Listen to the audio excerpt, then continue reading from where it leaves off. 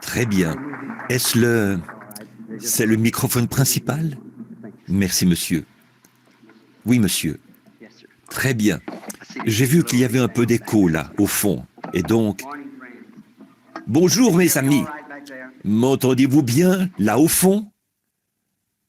Alors, ça s'est arrêté. Merci. Je suis vraiment une personne privilégiée ce matin de me tenir ici, sur l'estrade, à la suite de ces superbes témoignages, afin d'essayer d'ajouter un petit quelque chose à ce que ces hommes ont dit, pour attirer sur nous des bénédictions comme celles dont nous avons joui ce matin. Et j'ai remarqué que certains d'entre eux étaient très... Très bien, monsieur. Est-ce que c'est mieux? Donc, certains de ces hommes qui ont pris la parole ici, la plupart d'entre eux, en fait, chacun d'eux a donné un témoignage excellent, vraiment remarquable. Combien je les apprécie, ces merveilleux témoignages à la gloire du Seigneur. Maintenant, nous allons aborder la parole. Et cette semaine, j'ai résolu en mon cœur de ne pas garder les gens assis pendant 2 ou 3 heures à m'écouter. Je vais vous dire pourquoi je fais cela, mes amis. Je suis sans instruction et je ne peux parler que par inspiration. Or, un homme instruit, eh bien, il est inspiré lui aussi, mais il peut expliquer ce dont il parle en se servant de son instruction, en employant les mots qui feront connaître aux gens ce dont il parle. Étant sans instruction, je dois recourir aux symboles de la nature pour exprimer l'inspiration que je reçois, ce qui fait que parfois, les gens ont vraiment du mal à comprendre. C'est ce qu'on constate. Et j'en étais fort troublé, jusqu'au jour où j'ai vu dans la Bible que Dieu avait procédé de la même manière, avait les mêmes façons de faire. Nous remarquons Jean-Baptiste, par exemple. Eh bien, il n'est fait mention nulle part de son instruction. Alors, quand il est sorti du désert, il s'est mis à parler à son assemblée, l'Église de cette époque-là. Nous voyons les expressions qu'il a utilisées. Il disait « race de serpents ». Vous voyez, c'est à cela qu'il était habitué, la nature et le désert. Autrement dit, ce qui est retors, visqueux, trompeur. Eh bien, un autre homme aurait pu trouver des mots du genre imposteur ou un autre mot qu'il aurait employé pour exprimer cela. Mais Jean employait le mot serpent. Je pense que tout le monde a compris de quoi il parlait. Et donc, il a dit, ne vous mettez pas à penser, à dire en vous-même, nous faisons partie de ceci, nous faisons partie de cela. Car, je vous le dis, Dieu peut de ces pierres-ci, voyez, pas quelque chose de grand. Dieu peut de ces pierres. Il utilisait des expressions liées à la nature. Et aussi, la cognée est mise à la racine de l'arbre. Si c'est un frère bien instruit qui avait reçu cette même inspiration, il aurait peut-être dit, il anéantira. Lui, il a dit, la cognée est à la racine de l'arbre. Cela l'anéantit de toute façon, voyez. Alors ça, il le savait. Il utilisait ces expressions peut-être parce qu'il était sans instruction. Courbons la tête un instant. J'ai ici des requêtes de prière. Et c'est ça mon ministère, prier pour les malades. Là, j'ai des requêtes vraiment spéciales. Et je sais qu'il y en a beaucoup ici. Alors, ce matin, y a-t-il des gens qui aimeraient qu'on pense à eux? Eh bien, veuillez lever la main vers Dieu et dites, Maintenant, pensez à votre requête pendant que nous prions. Notre Père Céleste, nous nous approchons maintenant de ta sainteté, par le nom de ton Saint-Fils, le Seigneur Jésus, pour t'adresser ces demandes, de la part de chacun de ceux qui ont rédigé ces requêtes que je tiens ici dans ma main, et plus particulièrement pour ce frère dont la jolie fillette a été grièvement blessée dans cet accident. Je prie pour cet enfant, Seigneur, et je prie pour toutes les autres requêtes, celles qui sont tenues secrètes en ce moment, chacune n'étant connue que de la personne qui a levé la main. Mais toi, tu es le Dieu infini, et tu connais chaque motif et toutes nos requêtes. Nous te prions de les exaucer. En effet, tu l'as promis, et nous le croyons. Nous te demandons maintenant de prendre ces quelques mots que nous lirons et de nous en donner l'inspiration, Seigneur, alors que nous nous attendons à toi. Puisse le Saint-Esprit s'approcher de chacun et nous révéler l'interprétation de la parole, car nous le demandons au nom de Jésus. Amen. Bien sûr, mon frère, faites donc. C'est en ordre. Pendant que je cherche le passage, là, Avant, je pouvais me souvenir des passages de l'Écriture et tout, sans avoir à les noter. Mais depuis que j'ai dépassé 25 ans, ça ne fonctionne plus très bien. Je dois les prendre en note afin de m'en souvenir. Maintenant, nous allons... Est-ce que c'est mieux? Est-ce que vous entendez mieux? Non. Au fond, les gens hochent la tête. Peut-être, je dois me tenir... D'accord. Comme ceci, qu'est-ce que ça donne là? Est-ce que vous entendez? Et comme ça, est-ce que c'est mieux? Très bien, c'est bien. J'aimerais maintenant attirer votre attention sur Ésaïe 42, 1 à 7, et aussi sur Matthieu 4, 15 et 16. Voici mon serviteur, que je soutiendrai, mon élu, en qui mon âme prend plaisir. J'ai mis mon esprit sur lui. Il annoncera la justice aux nations. Il ne criera point, il n'élèvera point la voix, et ne la fera point entendre dans les rues. Il ne brisera point le roseau cassé. Il n'éteindra point la mèche qui brûle encore. Il annoncera la justice selon la vérité. Il ne se découragera point et ne se relâchera point, jusqu'à ce qu'il ait établi la justice sur la terre, et que les îles espèrent en sa loi. Ainsi parle l'Éternel, qui a créé les cieux et qui les a déployés, qui a étendu la terre et ses productions, qui a donné du pain à ceux qui la peuplent et le souffle à ceux qui y marchent. Moi, l'Éternel, je t'ai appelé pour le salut, et je te prendrai par la main, je te garderai, et je t'établirai pour traiter alliance avec le peuple, pour être la lumière des nations, pour ouvrir les yeux aveugles, pour faire sortir des prisons le captif, et du cachot ceux qui habitent dans les ténèbres. Et maintenant, dans Matthieu 4, à partir du verset 12, nous lisons ceci. Jésus, ayant appris que Jean avait été livré, se retira dans la Galilée. Il quitta Nazareth et vint demeurer à Capernaum, situé près de la mer, dans le territoire de Zabulon et de Nephtali, afin que s'accomplît ce qui avait été annoncé par Ésaïe, le prophète. Le peuple de Zabulon et de Nephtali, de la contrée voisine de la mer, du pays au-delà du Jourdain, et de la Galilée des gentils. Ce peuple, assis dans les ténèbres, a vu une grande lumière. Et sur ceux qui étaient assis dans les régions des ombres de la mort, la lumière s'est levée. Dès ce moment, Jésus commença à prêcher, à dire « Repentez-vous, car le royaume des cieux est proche. » Que le Seigneur bénisse sa parole. Maintenant, mon sujet ce matin, c'est allumer la lumière. Et je vais faire aussi vite que possible pour que vous puissiez sortir à temps pour assister à la prochaine réunion prévue, là, dans environ 45 minutes. Vous savez, Monsieur McAnally, je pense qu'il est présent. J'ai vu son camion à l'extérieur.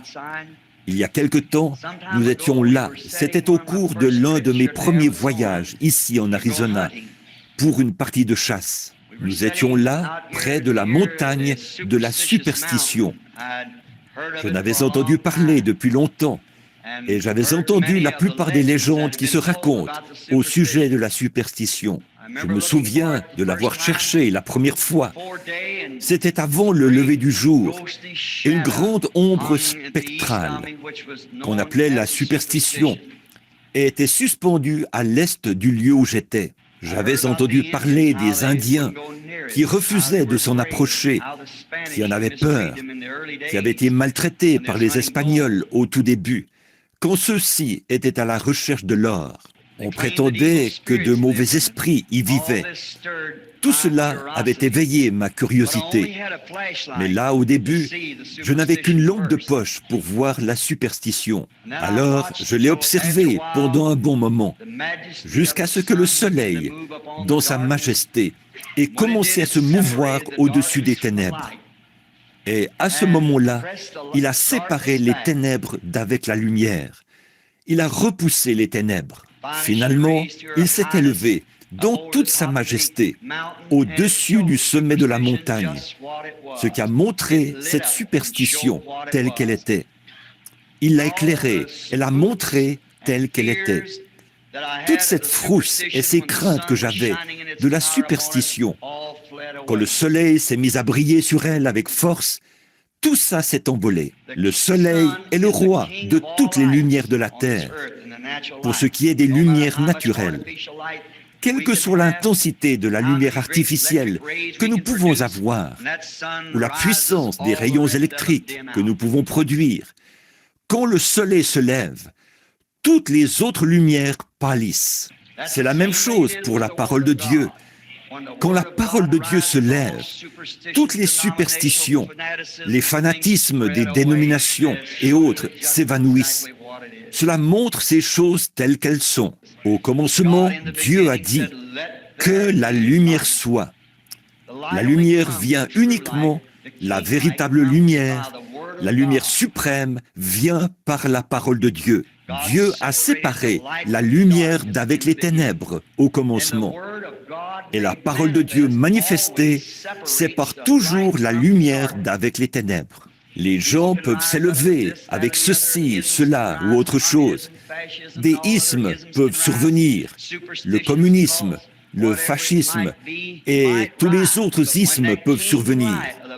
Les superstitions, les sectes ou quoi que ce soit pourraient survenir. Mais quand cette lumière suprême, la Bible, se lève, toutes les superstitions et autres, mais voyez-vous, nous savons que c'est là. Mais quand elle est confirmée, quand elle montre sa lumière, alors nous n'avons pas le droit de la contester, parce qu'elle éteint toutes les autres lumières.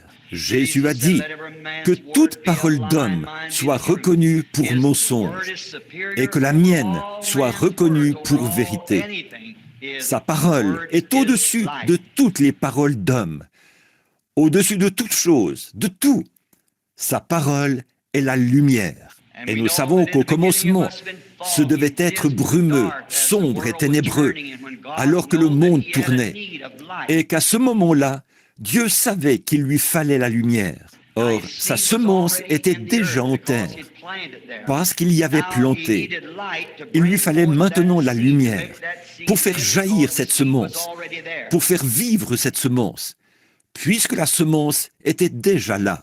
Et c'est la même chose dans chaque âge. Dieu nous a annoncé d'avance ce qui arriverait dans chaque âge.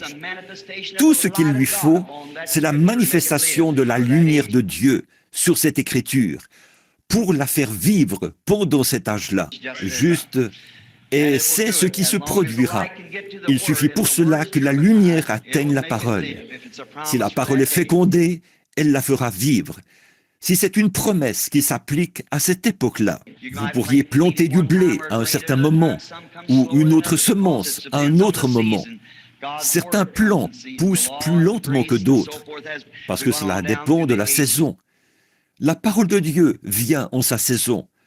On a eu la loi, la grâce et ainsi de suite au fil des âges. Elle est chaque fois illuminée par la manifestation de la lumière qui fait jaillir la vie contenue dans la semence. Par la parole de Dieu, le soleil brille aujourd'hui parce que ce soleil que nous apprécions tant est la parole de Dieu manifestée. Cette lumière même du soleil que nous voyons là dehors n'est rien d'autre que la parole de Dieu. Quand il a dit que la lumière soit, qu'en serait-il s'il avait dit que la lumière soit et que la lumière n'ait pas été? Alors, ce n'est pas Dieu qui aurait parlé. Quand Dieu dit que cela soit, cela sera. Alors, nous voyons que le soleil, que nous apprécions tant en ce moment, est la manifestation de la parole de Dieu prononcée dans la Genèse. Et nous nous rendons compte que la lumière de Dieu d'aujourd'hui, c'est son Fils. L'autre, c'était le S-O-L-E-I-L. Celui-ci, c'est le F-I-L-S. Le F-I-L-S, c'est la Bible. Il était, au commencement était la parole. La parole était avec Dieu et la parole était Dieu. Hébreux 13:8, il est le même hier, aujourd'hui et éternellement. C'est la parole de Dieu en tout temps. C'était Christ en Noé. C'était Christ en Moïse. C'était Christ en David, qui regardait la ville en tant que roi rejeté. Là où 800 ans plus tard, Christ s'est assis et a pleuré sur la ville. Un roi rejeté, exactement comme David l'avait été. C'est toujours l'Esprit de Christ. Et la parole de Dieu a été pleinement manifestée en Jésus-Christ. L'Esprit de Dieu. Aucune vie ne peut venir sans lumière. La lumière produit la vie. Sans lumière, il ne peut y avoir aucune vie, qu'elle soit naturelle ou spirituelle. Elle est indispensable. Et la lumière ne peut venir que par la parole de Dieu. La parole de Dieu, c'est la lumière. Quand elle est manifestée, elle est une semence qui est là, car Dieu a planté toutes les semences. Nos corps étaient sur la terre avant que avant qu'il y ait la moindre lumière ici, la moindre vie ici, quoi que ce soit, le calcium, la potasse, le pétrole et la lumière cosmique, tous les éléments qui se trouvaient ici, ils s'y trouvaient déjà quand Dieu a créé la terre. Il n'a fallu que sa parole parler pour donner l'existence à tout cela, exactement comme pour la vie végétale ou pour la vie des arbres, pour toute autre forme de vie. Rien ne peut vivre sur le plan naturel ou spirituel sans sa lumière. Et sa parole est lumière et vie. Mais quand il envoie sa lumière, elle a fait connaître aux gens, et qu'ensuite elle est rejetée. Alors, que penser de cela? C'est de cela que nous voulons parler ce matin, le rejet de cette lumière, par ceux à qui elle a été envoyée. Ils la rejettent, tout comme à cette époque-là. Voici mon serviteur, en qui je prends plaisir. Il est la lumière des nations, il est la lumière du monde. Il était la lumière du monde, mais il a été rejeté. C'est ce qui est triste. Et cette situation se répète chaque fois que Dieu manifeste sa lumière. Le monde lui-même rejette cette lumière. Pourquoi? C'est écrit là dans la Bible. À chaque âge, Dieu a assigné une certaine partie de sa parole à chaque âge. Et l'on voit toujours quelqu'un pour manifester cette parole. La venue de Jésus, le Messie, avait été prophétisée 4000 ans à l'avance. Et quand il est venu, il a manifesté chaque promesse du Messie. Et pourtant, les gens du monde, les églises et tout le reste, ils ne savaient rien à son sujet. Et ce, parce qu'ils s'étaient engagés dans d'autres voies qui les empêchaient de savoir cela. Or, qu'en serait-il d'un homme? Nous allons aborder cela du point de vue naturel. Qu'en serait-il d'un homme qui est né ici-bas pour marcher à la lumière du soleil?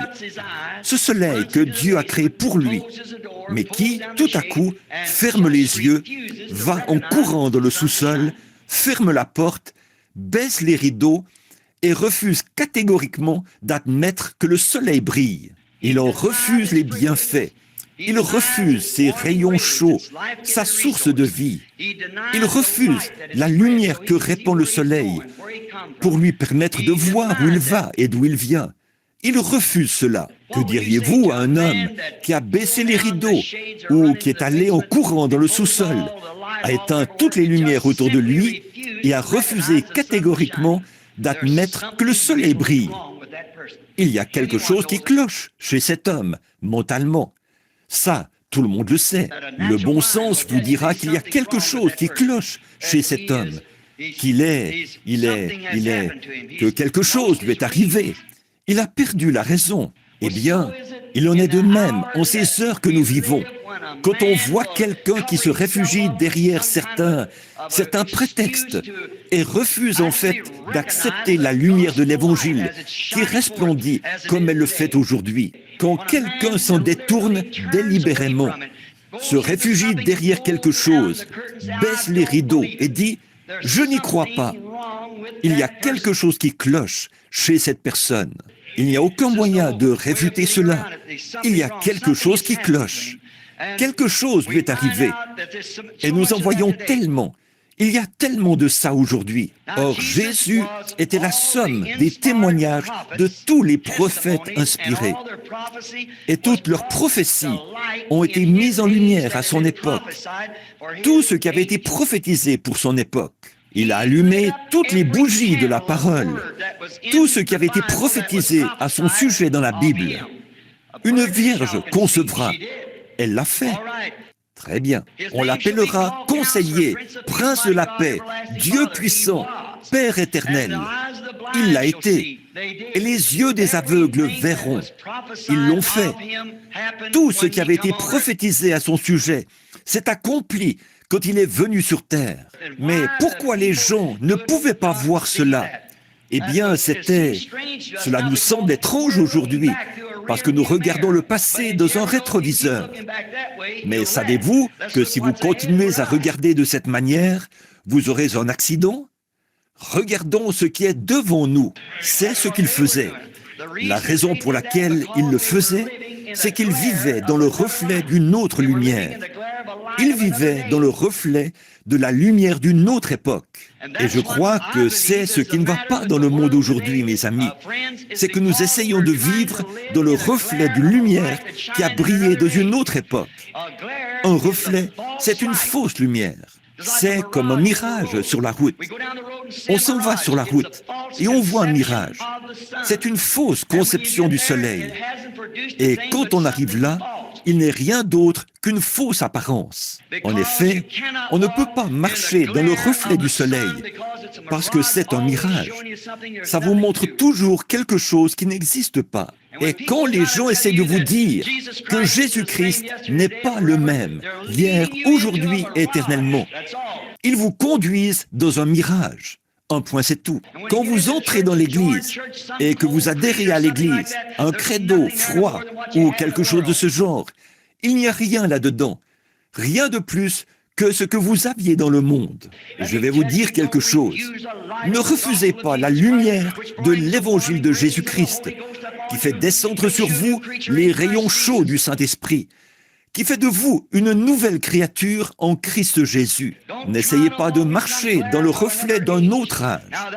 Bon, peut-être que ce reflet convenait bien à cet autre âge.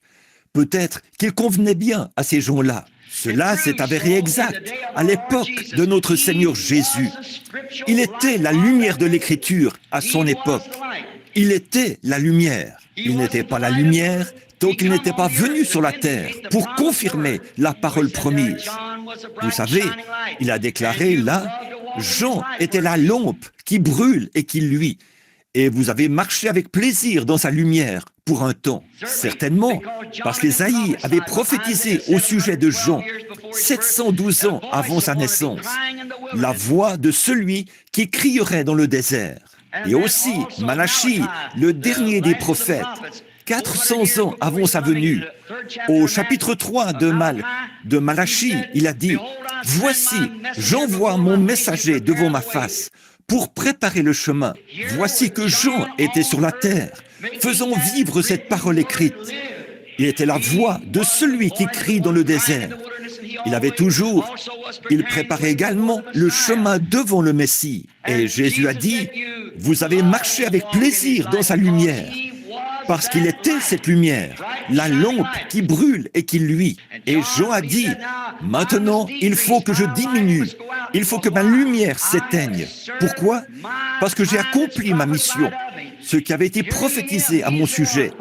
Écoutez-le, c'est lui, suivez-le. On vivait à cette époque La preuve était là. Or, les Juifs croyaient adorer dans la véritable lumière. Ils croyaient adorer ce Dieu même qu'ils étaient en train de rejeter. Celui-là même qu'ils croyaient adorer, ils étaient en train de le crucifier. Ils se moquaient de ce Dieu même et faisaient de lui la risée du peuple. Ce Dieu même qu'ils croyaient adorer. Permettez-moi de dire ceci avec révérence et respect, mais afin d'apporter la lumière. Parce que, comme l'a dit notre frère il y a un instant, nous vivons à une heure plus tardive que vous le pensez. Un de ces jours, quelque chose va se produire. Il sera alors trop tard. Les gens prendront la marque de la bête sans même savoir ce qu'ils font. Si un aveugle conduit des aveugles, ils tombent tous dans une fosse, a dit Jésus. Et nous vivons à une heure plus tardive que nous le pensons. Beaucoup d'honnêtes gens suivent cela, sans même savoir ce qu'ils font. Mais l'heure est proche en ce moment où brille la lumière de l'Évangile, de la puissance de la résurrection de Jésus-Christ qui se manifeste. Jésus-Christ qui est le même hier, aujourd'hui et éternellement. C'est ce qu'il a prévu pour aujourd'hui.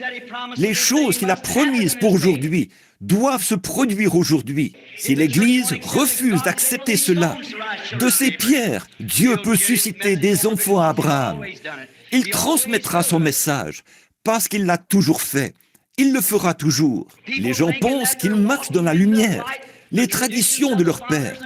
Mais voilà qu'ils marchent dans le reflet d'une lumière et non de la même lumière qu'eux.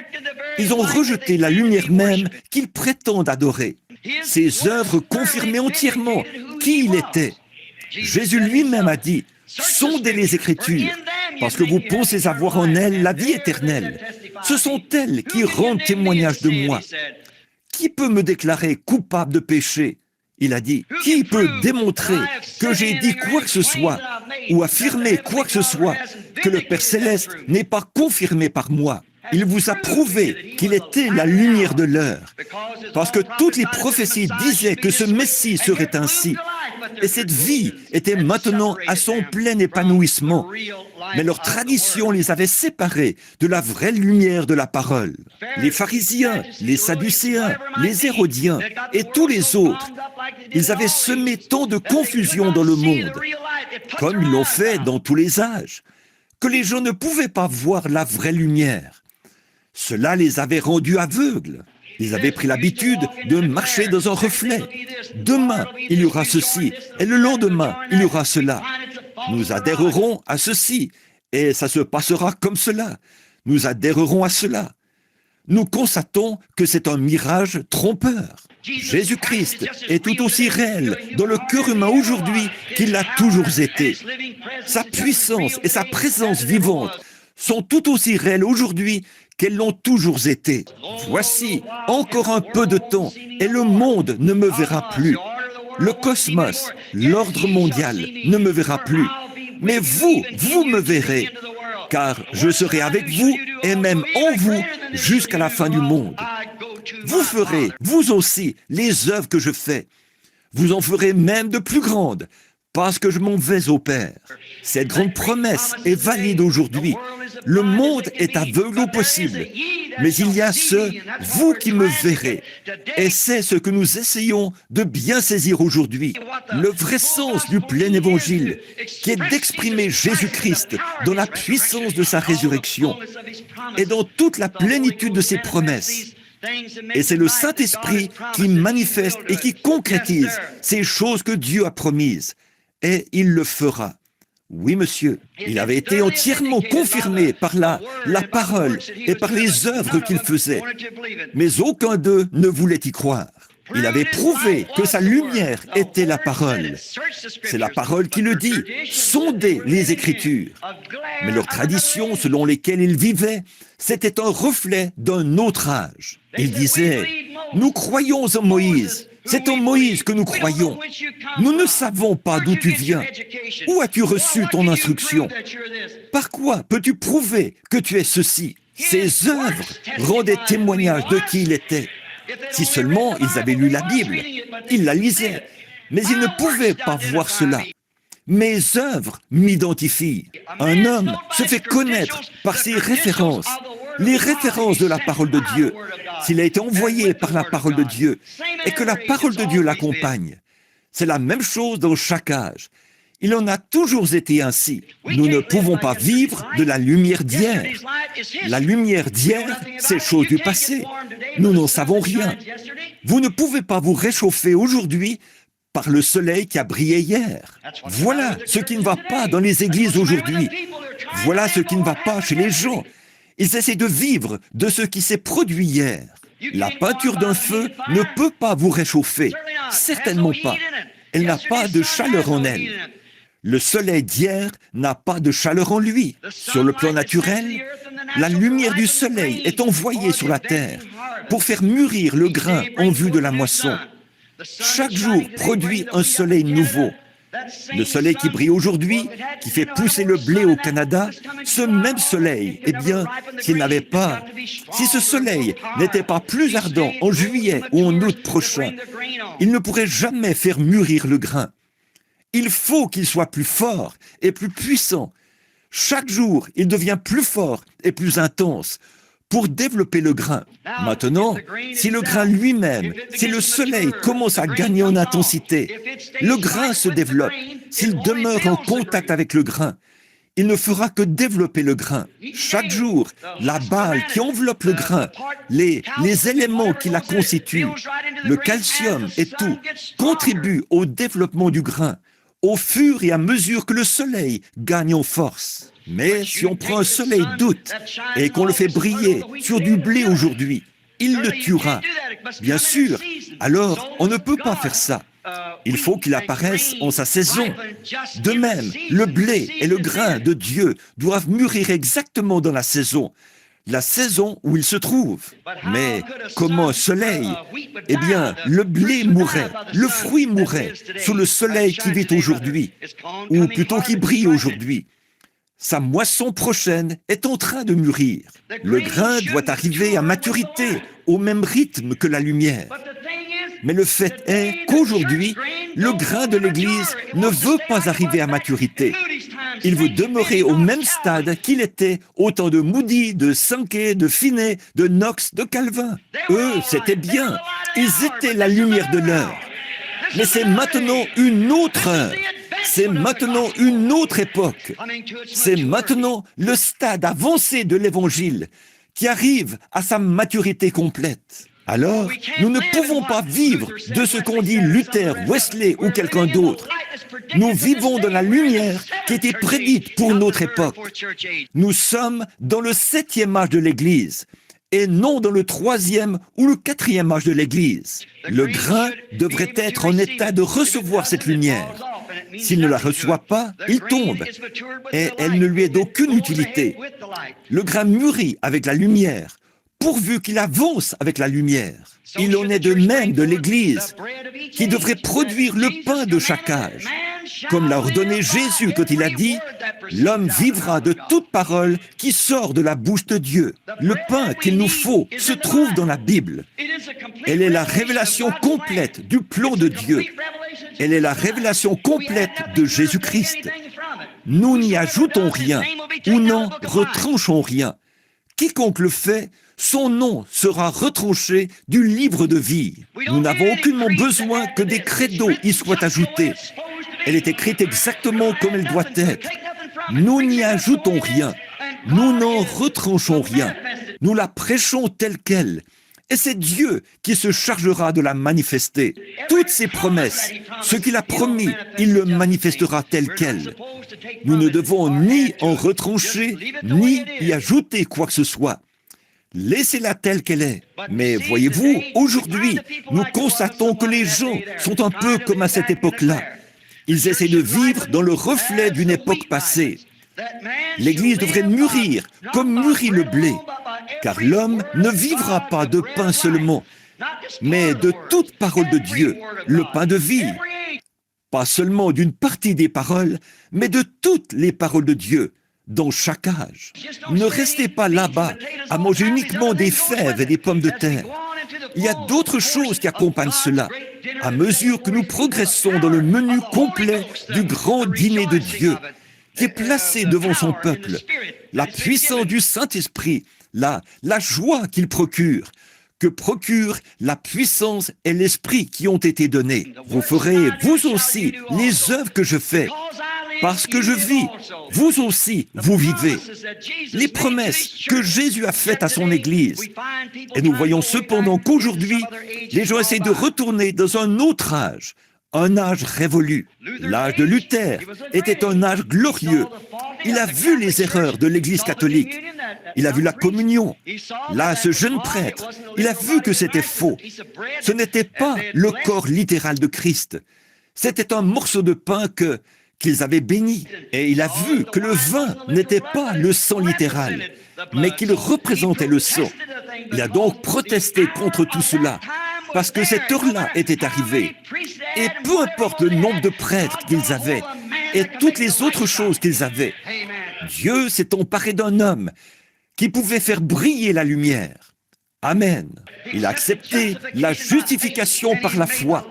Et il a fait briller la lumière de l'âge luthérien. Après que cela est apparu, cela fait son temps. Puis est venu un autre temps où l'Église devait s'éloigner de ses péchés et être sanctifiée. Voilà qu'est arrivé John Wesley, un petit anglican qui venait de l'Angleterre et qui était membre de l'Église anglicane, mais qui avait vu la lumière de l'Évangile. C'était l'heure où l'âge de Philadelphie devait entrer en scène. Et là, il a prêché la seconde œuvre de la grâce, la sanctification par le sang de Jésus-Christ. Rien ne pouvait résister à cette lumière.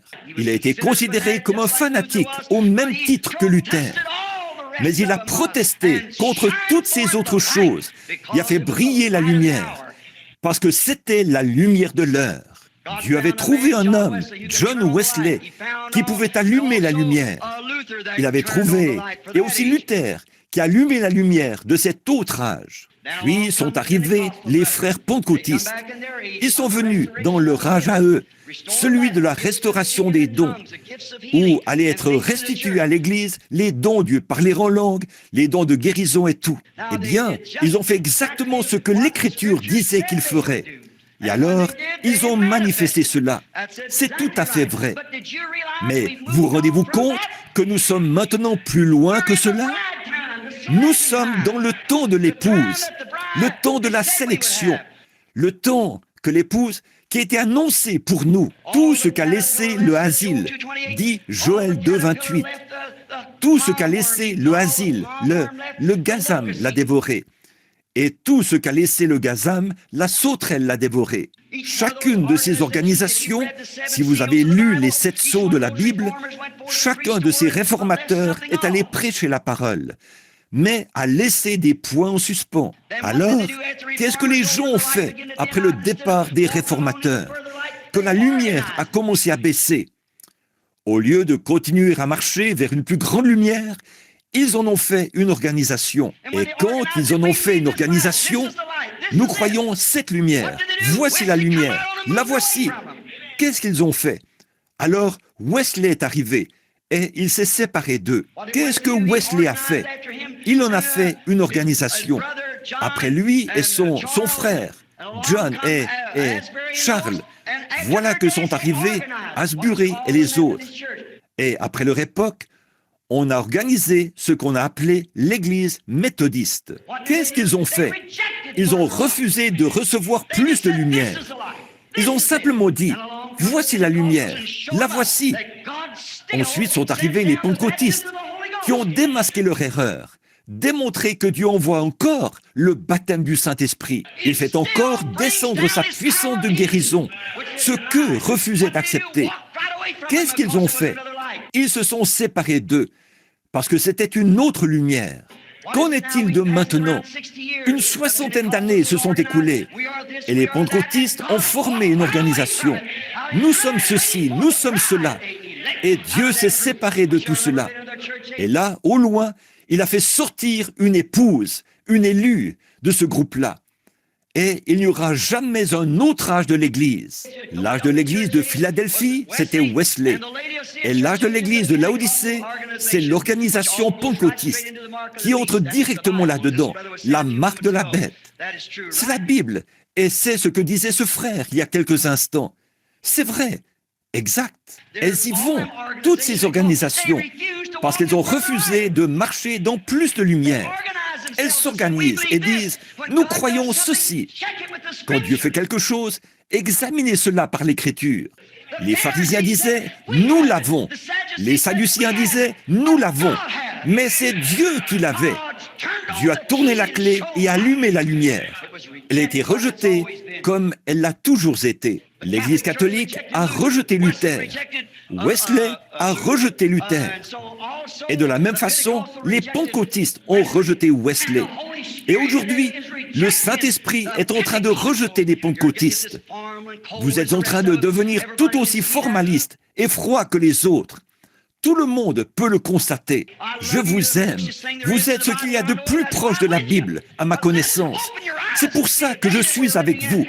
Mais écoutez, ouvrez les yeux et voyez le jour où nous vivons. Il est temps que la clé tourne de nouveau et qu'une lumière s'allume pour faire sortir de là un arbre.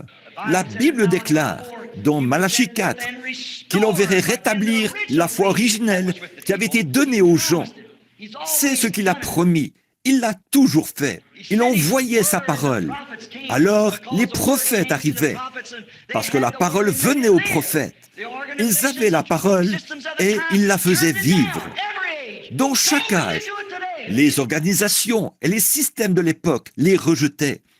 Et ils feront la même chose aujourd'hui. Dieu est tout aussi capable aujourd'hui de susciter un homme, autant maintenant qu'il l'était à l'époque. Il n'a jamais suscité les organisations. Demandez à n'importe quel historien, fouillez dans l'histoire. Quand une organisation se formait, elle mourait là et ne se relevait plus jamais. Dieu parle à des individus, c'est vrai, et Dieu a promis de le faire de nouveau dans les derniers jours. Et c'est ce qu'il fera. Ce que Dieu a promis, il le fera. Allumer une lumière qui peut confirmer les Écritures promises pour aujourd'hui. Jésus a dit, ce qui arriva du temps de Lot arrivera de même à la venue du Fils de l'homme. Vous démontrez, vous voyez ce qu'ils font. Regardez Jéhovah, ce qu'il a fait. Notre Père a tout mis en place. Lot est là-bas, dans le monde, là-bas, à Sodome, tiède, avec tout ce péché autour de lui. Il y a aussi un messager là-bas qui lui prêche. Il y a le groupe d'Abraham, l'élu, celui qui est sorti, celui qui a la promesse, qui attend véritablement le Fils. Lot aussi, il attendait un fils, mais pas sous la forme qu'Abraham l'attendait. Qu'est-ce qui s'est passé? Juste avant que cela se produise, Dieu est descendu et s'est manifesté en chair. Et il a proclamé qu'il était la parole. Car la parole de Dieu est plus tranchante qu'une épée à deux tranchants. Elle discerne les pensées du cœur. Jésus a dit, cela arrivera de nouveau à la venue du Fils de l'homme. Ces promesses sont divines. Elles ont été prononcées par les lèvres de Jésus-Christ. Les cieux et la terre passeront, mais elles ne failliront jamais. De ces pierres, Dieu peut encore susciter des enfants à Abraham. Oh oui, nous sommes en route, un peu comme l'était Israël. Israël, pendant qu'il faisait route, il devait recueillir de la manne nouvelle chaque jour, car il tombait de la manne nouvelle. Nous ne sommes pas censés vivre dans la lumière de Luther, ni dans la lumière de Wesley, ou dans la lumière pentecôtiste. Nous sommes dans un autre âge, de la manne nouvelle.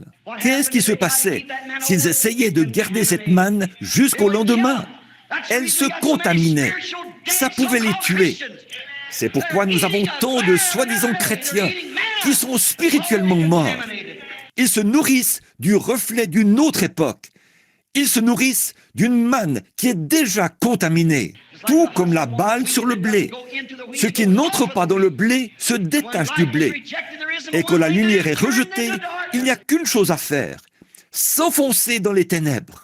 Toute partie de la nuit qui refuse de voir la lumière s'enfonce de nouveau dans les ténèbres. Il en est de même dans l'Évangile, et cela a été prouvé dans chaque âge. Nous vivons à cette époque-là. La manne d'hier est contaminée. J'entends des gens dire, il y a 40 ans, j'ai fait telle chose. C'est vrai, mais qu'en est-il d'aujourd'hui? Qu'en est-il de l'Église qui doit être en feu? Nous parlons d'hier, mais qu'en est-il de l'Église aujourd'hui? Qu'en est-il de vous en tant qu'individu aujourd'hui? Car ce que vous avez reçu hier ne servira à rien aujourd'hui. C'était très bien hier. Le message de Luther était la lumière de l'heure, comme l'était celui de Jean. Mais une plus grande lumière apparut. Luther était aussi une grande lumière. Et nous avons joui de sa présence pendant un temps. Mais une autre lumière est venue et a dissipé la sienne. Ce qu'il aurait fallu faire, c'était de se fondre dans cela. Cela avançait jusqu'à devenir la parfaite miche de pain, jusqu'à devenir la parfaite manne de Dieu. Mais qu'ont-ils fait? Ils ont formé une organisation. L'homme s'est mêlé à cela. Au lieu que ce soit Dieu qui conduise, l'homme et ses systèmes se sont mêlés à cela et ont voilé la chose. Oh, cet arbre épouse, aujourd'hui, il a été émondé. Tout sarment qui ne produit pas de fruits est retranché. Jésus l'a dit, Jean 15. C'est ce qui est arrivé à présent. Nous le voyons. Ils ont été coupés, retranchés. Souvenez-vous, le cœur même de l'arbre se trouve au centre de l'arbre. Le fruit mûrit toujours. Le dernier endroit où un arbre porte du fruit, c'est à son sommet, à cause de la fraîcheur qui vient du centre, de la vie qui se trouve dans la semence. C'est un arbre épouse. Jésus était l'épouse. Il était un arbre. On l'a retranché. Il était l'arbre de vie qui était dans le jardin d'Éden. On l'a retranché et l'a pondu à un arbre romain pour se moquer de lui. Qu'est-ce qu'il a fait? Dieu l'a ressuscité d'entre les morts le troisième jour. Et aujourd'hui, il y a un arbre épouse. Il a commencé là-bas, au commencement, tout là-bas, au jour de la Pentecôte. Écoutez, vous, les membres d'Église, l'Église n'a jamais commencé à Nicée, Rome. Elle a commencé à Jérusalem, au jour de la Pentecôte. C'est là que l'Église a commencé. Ensuite, qu'est-ce qu'ils ont fait? Ils se sont organisés constamment. Et Dieu retranche ses branches constamment. Ensuite, ils ont organisé les luthériens, branches retranchées. Wesley, branches retranchées. Pentecôte, branches retranchées. Si bien que c'est, mais Dieu aura un arbre épouse. Je restituerai tout ce qu'a dévoré le gélec et ce qu'a dévoré le asile, dit l'Éternel. Malachie 4 nous dit que nous serons ramenés à la foi originelle, celle du jour de la Pentecôte, la foi des pères. Nous croyons qu'elle sera là. Nous croyons que c'est maintenant l'heure. Les branches sont séchées et desséchées. Elles seront retranchées de l'arbre, afin que le fruit pousse au sommet de l'arbre. Oh là là! Toutes ces lumières sont très bien. L'Église d'aujourd'hui, c'est cette lumière-là, plus ce qu'elle a reçu aujourd'hui. C'est elle qui doit achever la moisson. Comme nous le voyons, l'arbre lui-même, où il faut que le blé arrive à maturité avec la lumière, passant de l'herbe au grain et du grain à la suite. Il arrive à maturité avec la lumière. La lumière des autres âges ne fait que rendre témoignage de cet âge-ci. La lumière de Luther rendait témoignage de la lumière de Wesley. Wesley l'a fait pour la lumière de la Pentecôte. C'est la même lumière qui arrive progressivement à maturité par la lumière. Si seulement les gens pouvaient voir cela. Il y a quelque temps, je lisais un petit article dans lequel on racontait que la reine d'Angleterre, pas la reine actuelle, mais l'autre reine, était allée visiter une usine à papier qui fabriquait du très beau papier. Et au cours de son entretien avec elle, le président de l'usine lui a fait visiter les lieux. Elle voulait voir comment on fabriquait ce si beau papier. Il l'a emmené et lui a montré toutes les grandes presses et tout. Et à cette époque-là, on fabriquait du papier à partir des chiffons. Nous nous en souvenons très bien. Alors, il est entré dans une pièce et a ouvert la porte. Et là, il n'y avait rien d'autre qu'un tas de chiffons. Étonnée, la reine a dit « Qu'est-ce que c'est que ce tas de saleté ?» L'homme qui, le président de cette usine, a dit « Hier, c'était des vêtements. Voyez-vous, c'est devenu sale.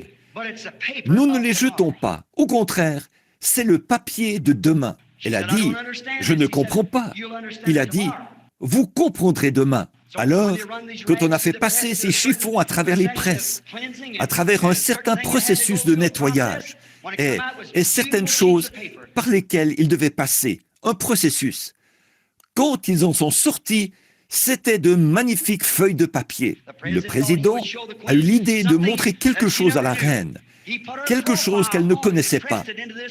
Il a appliqué son portrait là-dessus. Il l'a fait imprimer sur ce magnifique papier.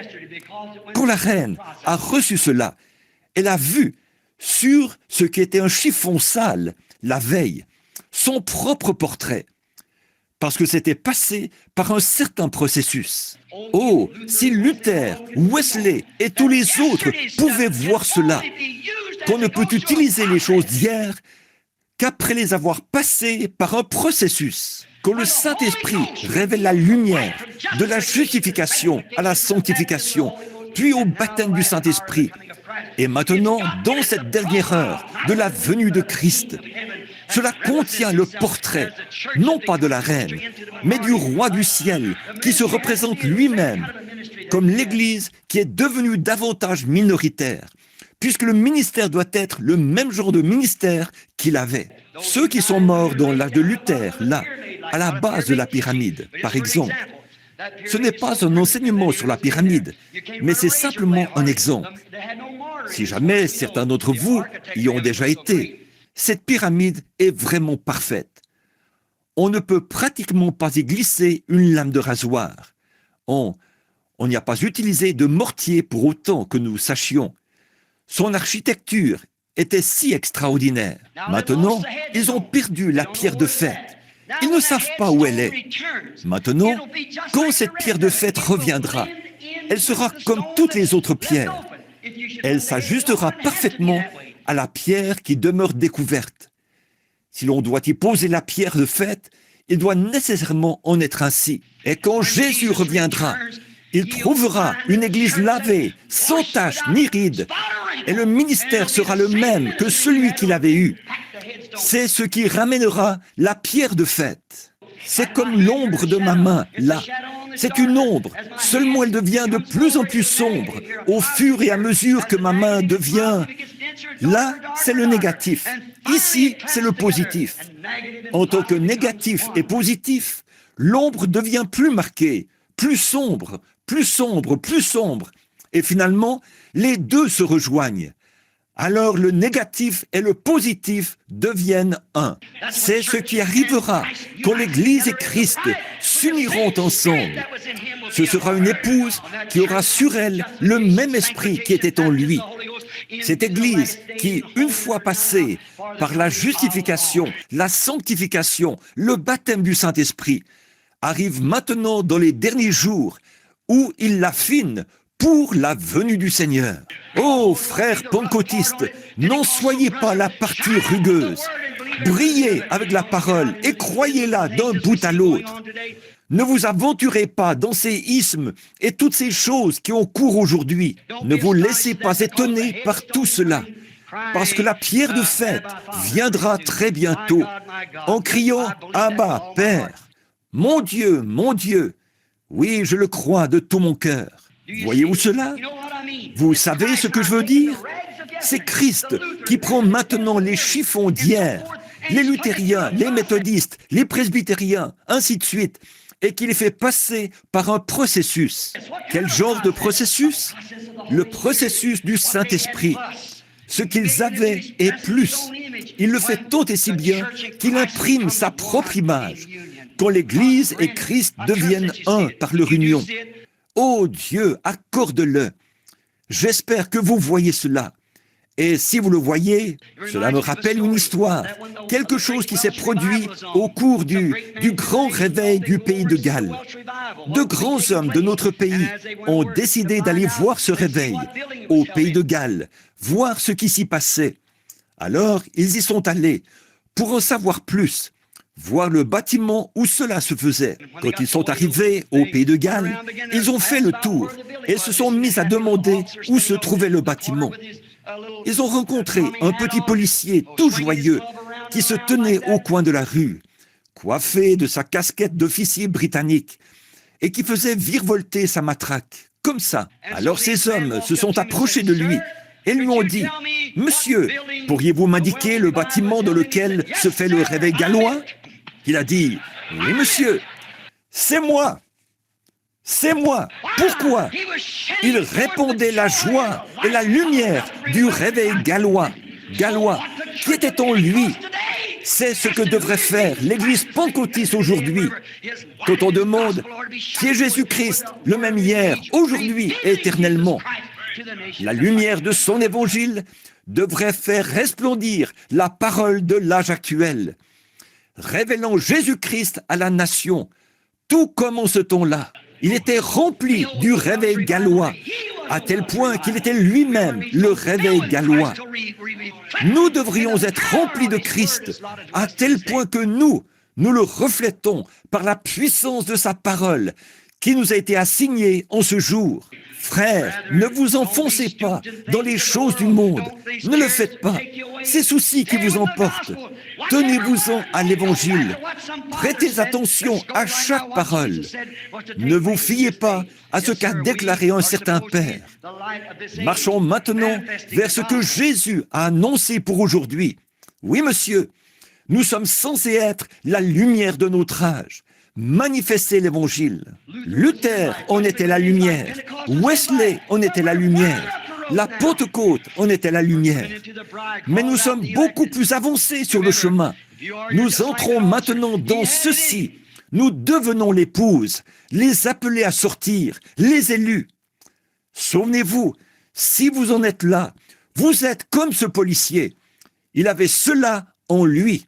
Souvenez-vous, ceci est le 7e âge de l'Église, l'âge de l'Église de Laodicée. Selon Apocalypse 3, il rejette Christ. De tous les âges de l'Église dont il est fait mention dans la Bible, l'âge de Laodicée est le pire de tous. Il l'a mis à la porte, l'a rejeté, l'a mis dehors. Avez-vous vu l'obscurcissement de la lune l'autre soir, avant que le pape se rende à Rome, de Rome à Jérusalem? Jérusalem, l'église la plus ancienne. La lune est un type de l'église. Elle reflète toujours la lumière du soleil en l'absence de celui-ci. Et elle s'est obscurcie. J'avais dessiné cela ici au tableau il y a 3 ou 4 ans et je l'avais montré aux églises, à des centaines et des milliers de foyers, d'un bout à l'autre du pays. Qu'est-ce que c'était? Une ombre. C'est la toute première fois qu'un pape se déplace pour aller là-bas. Il y est allé sous le nom de Paul et tout. Il a visité tous ces lieux. Il fallait qu'il bénisse le fleuve avant de le traverser et tout. En quoi le fleuve a-t-il besoin d'être béni? Qu'est-ce qui ne va pas avec cet âge de l'Église dans lequel nous vivons aujourd'hui? Ne pouvez-vous pas voir? Alors que Dieu le proclame dans les cieux, qu'il le proclame dans sa parole, qu'il le proclame dans les journaux, qu'il le proclame au milieu des gens, ne pouvez-vous pas ouvrir les yeux et voir cette heure? Ce sont ces choses qui rendent témoignage à la vérité. Voici la lumière de l'heure. Observez le grand mouvement écuménique qui se réunit dans ce conseil là-bas, en train de former une image à la bête. Exactement ce qui était annoncé dans Apocalypse 17. Et vous, pentecôtistes, vous allez accepter ça sans broncher et entrer là-dedans? L'heure de la contrainte est venue. C'est maintenant l'heure de vous lever et de préparer votre lampe, de briller de l'éclat de l'évangile de Jésus-Christ et de sa puissance. Je sais que ceci est impopulaire, puisque bon nombre de mes amis pentecôtistes qui se sont trouvés en compagnie du pape et tout, disent avoir ressenti une atmosphère très spirituelle. Pour moi, c'est faux. C'est contraire à la Bible. Que la parole de Dieu soit reconnue comme étant la vérité. Oui, monsieur, c'est maintenant l'heure. Nous voyons ces grands mouvements qui ont cours dans... Oh, cela semble beau à l'œil naturel, certainement.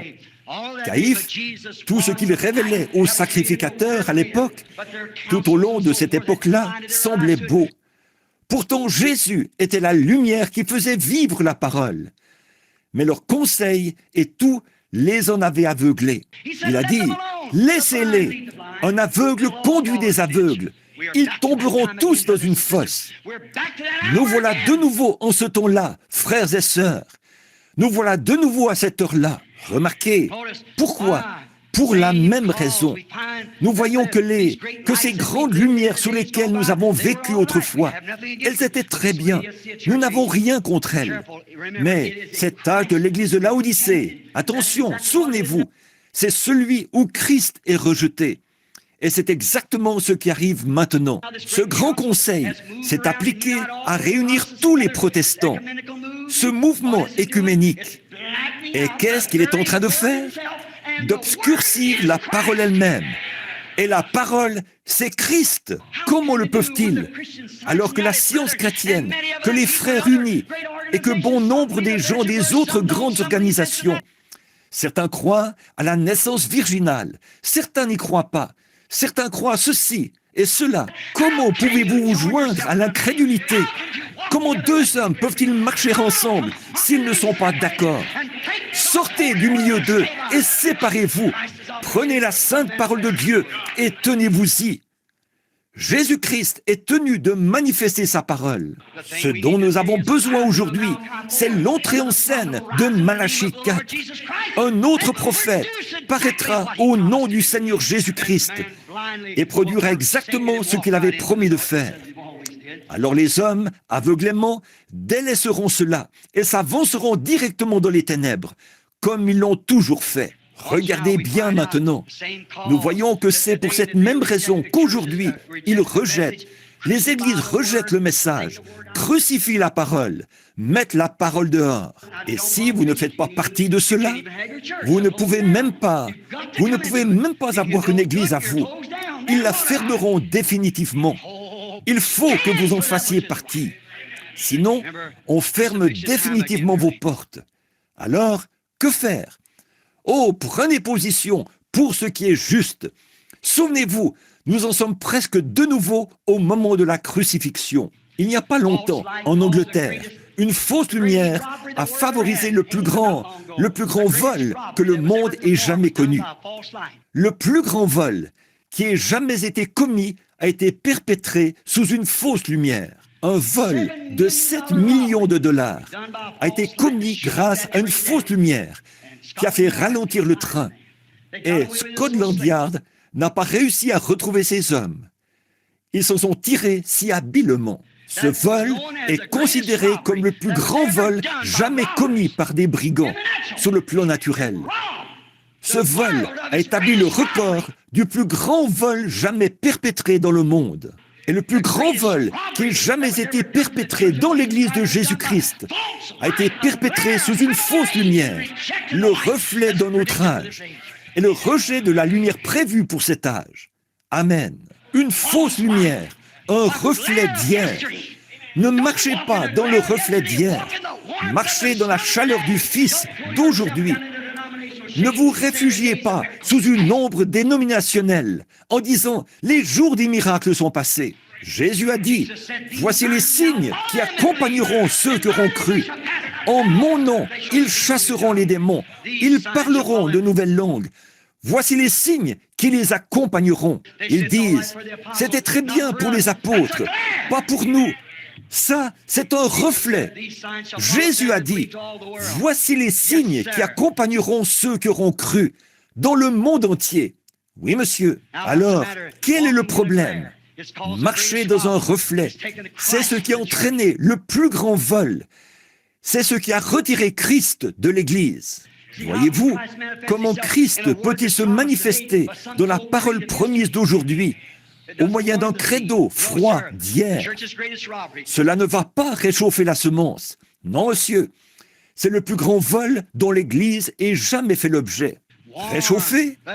Et souvenez-vous-en, la lumière de ce credo froid ne fera pas mûrir la semence d'aujourd'hui. Celui-ci rejette la semence. Il est un brouillard qui enveloppe la terre, très dense. Il est temps que Dieu se lève et allume de nouveau la lumière pour faire vivre sa parole. Certainement, la lumière, ce credo froid ne fera pas mûrir le grain. il ne le fera certainement pas. Et souvenez-vous, la civilisation a parcouru le même trajet que le soleil. Comme je vous l'ai dit au début, je dois prêter attention aux paraboles, à la façon dont la nature fonctionne. Je n'ai pas d'instruction pour faire autrement. Je n'en veux pas. Je préfère avoir ce que j'ai plutôt que d'avoir toute l'instruction du monde. J'ai Jésus-Christ. Je le vois vivre sa parole d'un bout à l'autre. Et c'est tout ce que je dois savoir. Et si un homme est né de l'Esprit de Dieu, il sondera l'Écriture pour voir si c'est la réponse pour aujourd'hui. La réponse du jour, c'est Christ. Christ est la parole. Quand la parole prend vie, elle fait jaillir la lumière qui était promise pour aujourd'hui. Dans cet âge sombre de Laodicée, il n'y en a qu'un petit nombre. Moi, je châtie, je reprends tout ce que je reçois. Repens-toi, a dit Jésus, et reviens. Tournez-vous vers la parole. Il est la parole. Venez à lui. Oui, monsieur. Surveillez la lumière. Elle est partie de l'Est pour aller à l'Ouest. Nous sommes sur la côte Ouest. Elle a eu 3 étapes, n'est-ce pas? Elle a eu 3 étapes. Elle a traversé les eaux 3 fois. De Paul, elle a traversé la Méditerranée pour aller en Allemagne. L'Allemagne a été illuminée par Luther. Elle a traversé la Manche pour aller aux États-Unis et maintenant pour aller en Angleterre. Puis de l'Angleterre, elle a traversé le Pacifique pour venir aux États-Unis. Et elle a fait son chemin à travers le Messa de Luther. Et elle a continué jusqu'à ce que la dernière partie de cela se trouve de nouveau ici, sur la côte ouest. Et du mûrissement du grain, à partir du commencement, depuis Luther, à travers tous les âges, on devrait maintenant en être à la plénitude de l'Évangile, la puissance de Dieu qui fait mûrir.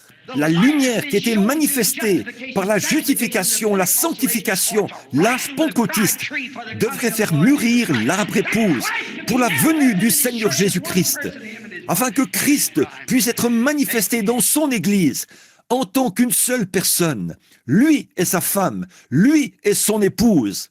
Amen. C'est l'heure où nous vivons, c'est la lumière du jour. Marchez-y, soyez sauvés, vous tous qui êtes aux extrémités de la terre. Le reflet dans l'Église d'aujourd'hui est très trompeur. C'est ce que Jésus a dit dans Matthieu 24. Il a dit que cela séduirait même les élus si c'était possible. Voyez-vous, Luther, non, il ne recevrait pas. Luther ne pouvait pas séduire un méthodiste. Un méthodiste ne pouvait pas séduire un pentecôtiste. C'est vrai, voyez-vous. Mais qu'en est-il de l'épouse? C'est ce qui aveugle les pentecôtistes. Oui, voyez, vous êtes retournés à vos credos, à votre formalisme.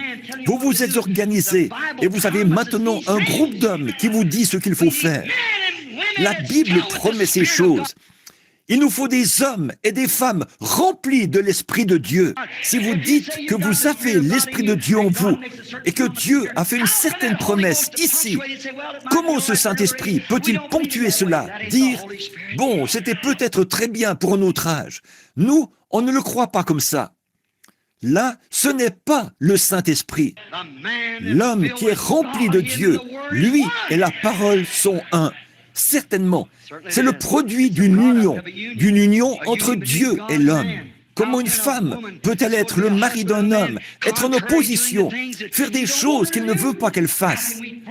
Comment pouvons-nous flirter avec le monde, avec les dénominations et les organisations, et rejeter la lumière de l'heure? Comment est-ce possible, frères et sœurs? Soit dit avec respect et avec un amour divin pour chacun de vous. Comment pouvons-nous accepter ces choses? Comment pouvons-nous écouter ces choses? Cela nous retombe directement sur les bras. Ne condamnez pas les luthériens parce qu'ils ont condamné les catholiques. Ne condamnez pas Wesley parce qu'il a condamné les luthériens. Voyez-vous? Et de même, quand vous condamnez ce qui se passe aujourd'hui et que vous vous en détournez, quand vous voyez vos églises entrer dans ce grand mouvement écuménique et tout, ce qui vous entraîne, chacun de vous, dans la marque de la bête, et vous l'avez reçu. Bien des gens, au cœur honnête, entrent directement là-dedans. Vous dites, ce sont de braves gens, des saints. Ces sacrificateurs l'étaient aussi. Si je devais considérer la sainteté de Jésus-Christ, ou les fruits de l'Esprit, ce sur quoi beaucoup d'entre vous se sont appuyés. Eh bien, je ne voudrais en aucun cas manquer d'égard envers cela. Je crois chaque mot. Beaucoup diront, « Oh, j'ai parlé en langue, je l'ai reçu. » Ce n'est pas ça. Non, monsieur.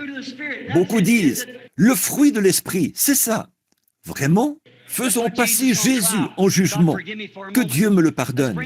Pendant un instant, nous vous ferons comparaître et je serai le sacrificateur. Je vous dirai, ce jeune homme appelé Jésus de Nazareth est entré dans la ville. Ne l'écoutez pas. Nous croyons au fruit de l'esprit. Maintenant, regardez là votre bon vieux sacrificateur. Lui, son grand-père, son arrière-grand-père étaient tous sacrificateurs. Il a sacrifié toute sa jeunesse. Il est resté au séminaire. Il observait, il croyait, il a toujours fait tout ce qu'on lui enseignait. Il connaît les Écritures de A à Z. En plus, il les transcrit lui-même. Il transcrit les Écritures lui-même. Les scribes le font. Et le voici, un grand homme. Vous le savez bien. Qu'est-ce qui s'est passé quand votre mère vous donnait naissance? Qui s'est tenu à votre chevet? Ce bon vieux sacrificateur. Quand votre mère et votre père étaient sur le point de se séparer, qui les a entourés de ses bras et les a ramenés à Dieu? Ce bon vieux sacrificateur. Oui, et voici que Jéhovah exige un agneau comme sacrifice pour le péché. Les hommes d'affaires, eux, ils vivent là, dans les villes, et ils vendent leurs marchandises et tout, leurs produits et denrées, et tout ce qu'ils ont à vendre. Ils n'élèvent pas d'agneau. Et qu'est-ce que les sacrificateurs ont fait? Ils ont aménagé un petit espace là-bas, pour qu'on puisse y vendre des agneaux, afin que cet homme puisse aller purifier son âme devant Jéhovah. Qu'a fait cet homme, ce Jésus de Nazareth? De quelle église vient-il? À quelle dénomination appartient-il? Quelle carte d'association a-t-il? Nous allons le mettre à la porte. Nous n'aurons rien à voir avec lui, parce qu'il condamne chacun de nous. Qu'a-t-il fait? Il est allé là-bas, il a pris tout ça, l'endroit où ces hommes essayent d'obtenir le salut de leur âme. L'Église, comme on le dit aujourd'hui, pour vous qui êtes spirituels. Il a renversé les tables à coups de pied, a dispersé la monnaie. Il a pris des cordes, les a tressées, il a chassé les gens. Et il a appelé votre bon vieux sacrificateur, ce saint homme, fils du diable. Ce brave vieillard qui vous a accordé ce prêt d'argent au moment où vous aviez des ennuis, qui vous soutiendra à l'heure de la mort et vous ensevelira. Ce bon vieux sacrificateur, il a le fruit de l'esprit. Mais lui, ce Jésus de Nazareth, a-t-il le fruit de l'esprit? Ce n'est pas le parler en langue qui permet d'en juger. Ce n'est pas non plus le fruit de l'esprit qui permet d'en juger. Mais c'est la manifestation de la parole de Dieu mise en lumière. C'est la lumière qui accomplit tout. L'homme qui marche dans cette lumière. Jésus-Christ ne se fondait pas sur le parler en langue. Quoi qu'il ait parlé en langue, il n'était pas le fruit de l'esprit, quoi qu'il ait manifesté. On ne pouvait pas en juger, mais il croyait et ponctuait cela. Chaque parole de la promesse de ce jour-là, Dieu la vivait en lui. Voilà la lumière de l'heure. Voilà la preuve. Quand un homme me dit que le Saint-Esprit est descendu en lui et refuse d'admettre que la parole de Dieu est vraie, il y a quelque chose qui cloche là-dedans. Il y a quelque chose qui cloche dans nos séminaires et tout. Quand ils enseignent à l'homme toutes ces théologies d'endoctrinement et toutes ces camelotes qui ont cours aujourd'hui, ces hommes qui feraient une chose pareille contre la parole de Dieu et qui conduiraient les gens directement à cet abattoir écuménique-là, eh bien, c'est mal, certainement. Je dis cela au nom du Seigneur. Regardez bien et vous verrez si ce n'est pas vrai. La lumière de l'heure. Ces credos froids ne produiront jamais une moisson. Nous devons avoir une église qui a été lavée dans le sang de l'agneau et qui, pour être l'église, est devenue une avec la parole. Les reflets dans l'église d'aujourd'hui, a dit Jésus, sont très trompeurs et séduiraient presque les élus, si c'était possible. Il n'y aura que les élus. Mais ce qui arriva du temps de Noé, où 8 personnes furent sauvées, arrivera de même à la venue du Fils de l'homme. Très, très peu de gens seront sauvés en ce temps-là. Qu'est-ce que ça fait? Ça mène directement à l'abattoir. C'est ce que nous constatons en voyant les ténèbres actuelles dans lesquelles nous vivons. Je dis ceci pour terminer. En voyant les ténèbres actuelles dans lesquelles nous vivons, ces jours où nous vivons maintenant, où la lumière s'est éteinte dans les cieux, s'est éteinte ici, parmi nous auparavant, en guise de preuve, où on a démontré par la Bible, par les 7 sceaux, ce qui se passait. Et voici que Dieu le proclame dans le ciel, puis il descend le proclamer sur la terre. Et les églises entrent directement là-dedans. Qui sauvera donc la petite épouse qui garde la parole? Qu'est-ce qui lui arrivera quand elle sera toute seule, qu'on la jettera dehors dans le froid? Elle ne prendra pas froid. La parole de la promesse confirmée aujourd'hui. Oh oui, c'est déroutant pour les gens, je le sais, de voir que l'Église dit simplement, eh bien, c'est presque la même chose. Jésus a dit qu'il en serait ainsi. Ce serait le cas, à tel point que cela séduirait même les élus, si c'était possible. Oh oui, oui monsieur, cela me rappelle un homme en Floride, il n'y a pas longtemps. Il avait pris la parole et il racontait que sa Chevrolet était tombée en panne en Floride et qu'il s'était rendu au garage avec celle-ci. Là-bas, le mécanicien avait travaillé là-dessus. Il avait mis tous les éléments en place, mais il n'arrivait pas à la faire démarrer. Il y avait appliqué tout son savoir-faire. Il avait changé beaucoup de pièces, mais pour une raison ou pour une autre, ça ne fonctionnait toujours pas. Il n'arrivait pas à la faire démarrer. Il a continué à essayer encore et encore. Ce petit mécanicien est devenu nerveux. Il courait ça et là dans le bâtiment. Il ramassait des objets. Et cet homme qui se tenait là a dit « J'attends mon véhicule, monsieur. Je suis en retard. N'êtes-vous pas capable de le réparer ?» Il a répondu « Je fais tout ce que je peux. » Il était vraiment nerveux et tout. Et il a continué à marcher. Après un moment, un monsieur élégamment vêtu s'est approché. Il a observé le mécanicien un instant et il lui a dit, après l'avoir laissé se creuser les méninges pendant quelque temps, il a dit « Pourquoi ne pas toucher ceci? C'est le courant qui ne passe pas. » Alors il a dit « Je n'y ai pas pensé. » Donc il a simplement actionné cet autre petit truc, quoi que cela ait pu être. Et il a fait passer le courant.